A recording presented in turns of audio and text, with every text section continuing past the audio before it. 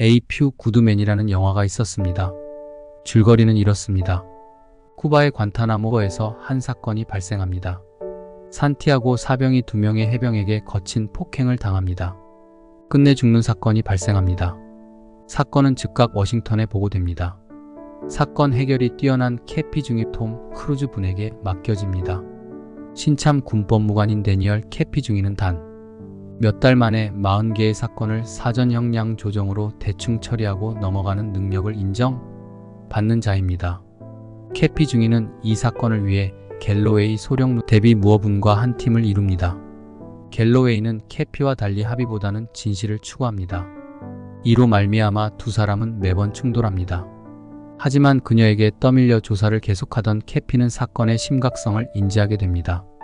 이 사건을 법정으로 가져가야 한다는 결론을 내립니다. 이 사건의 발단은 이렇습니다. 부대원에게 따돌림을 받는 산티아고 일병이 있습니다. 담당 소대장 캔드리는 전출 요청한 관심병사를 전출시키자는 참모장의 건의를 묵살합니다. 그러자 소대장 캔드릭 중尉에게 산티아고를 훈련 코드 레드를 시킬 것을 명령합니다. 그리하여 산티아고 일병은 같은 소대원인 도슨, 일병 등 2명에게 코드 레드 일종의 얼차려를 당하다 사망합니다. 그 2명은 살인 등 혐의로 군법회의에 회부됩니다.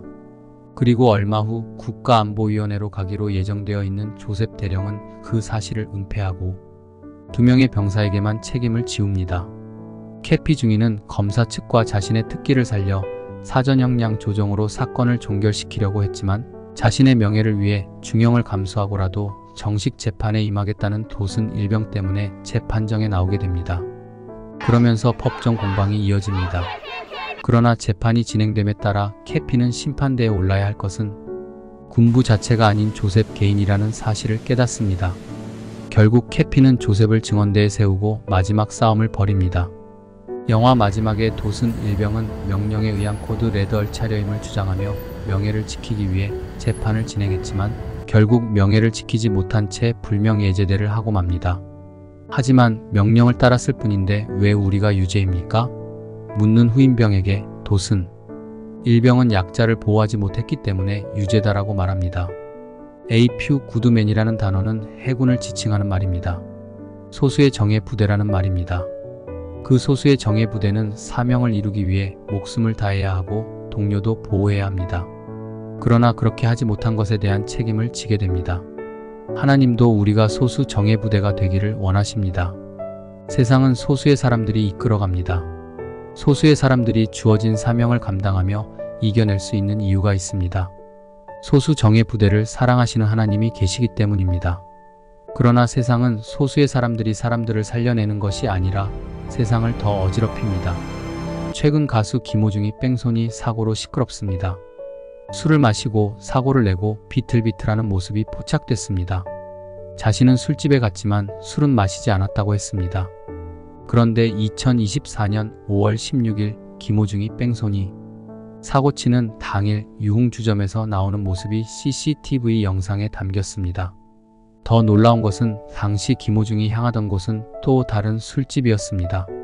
소속사 생각엔터테인먼트는 유흥주점은 소속사 대표의 지인들에게 인사하기 위해 방문했다라고 했습니다. 게다가 콘서트를 앞두고 있어 컨디션 관리를 위해 술은 절대 마시지 않았다. 음료수만 마셨다라고 강조했습니다. 음료수만 마셨다던 김호중은 매니저가 현장에 오자 옷을 바꿔 입었습니다. 매니저는 자신이 운전했다고 했습니다. CCTV에는 사고 이후 몸을 가누지 못하는 김호중이 보이는데요. 음주를 하지 않았다고 매니저는 자신이 운전했다고 하고 있습니다. 경찰이 순수히 그런 말을 믿어주어야 하지만 지금 김호중 자택과 소속사 사무실 등을 압수수색, 차량 내 사라진 블랙박스 메모리 카드를 찾고 있습니다. 김호중은 사고 후 심각한 공황이 와 잘못된 판단으로 사고 처리를 하지 않았다고만 하고 있습니다. 김호중은 룸살롱에서 나와 차를 바꾸어 타고 다른 술집으로 가던 중이었다고 합니다. 사실 김호중은 고등학교 시절 깡패처럼 싸움을 하고 다녔습니다. 제가 다니던 교회 음악 지휘자분이 음악을 하도록 도와주었습니다. 어둠의 세계에서 나오게 되었는데요. 이런 김호중 삶이 영화도 나왔는데요. 어둠에서 빛으로 꺼내어 주었지만 다시 예전으로 돌아간 듯해서 안타깝습니다. 김호중, 매니저, 소속사, 소수 정예 사람들이 지금 세상 사람들을 화나게 하는 것은 끊임없는 거짓말입니다.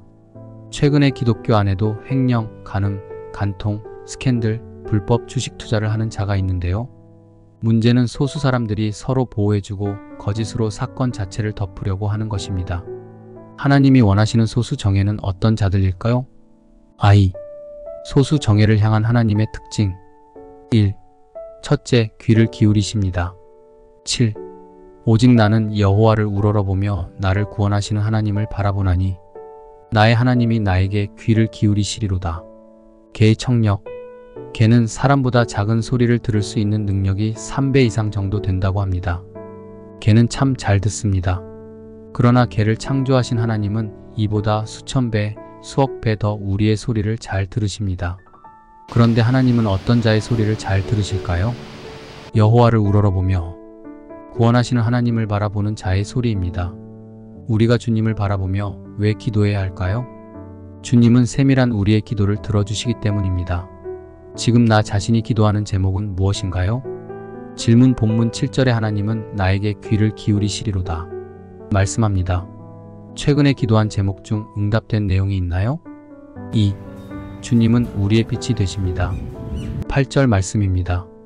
나의 대적이여 나로 말미암아 기뻐하지 말지어다. 나는 엎드러질지라도 일어날 것이요 어두운 데에 앉을지라도 여호와께서 나의 빛이 되실 것이미로다. 빛.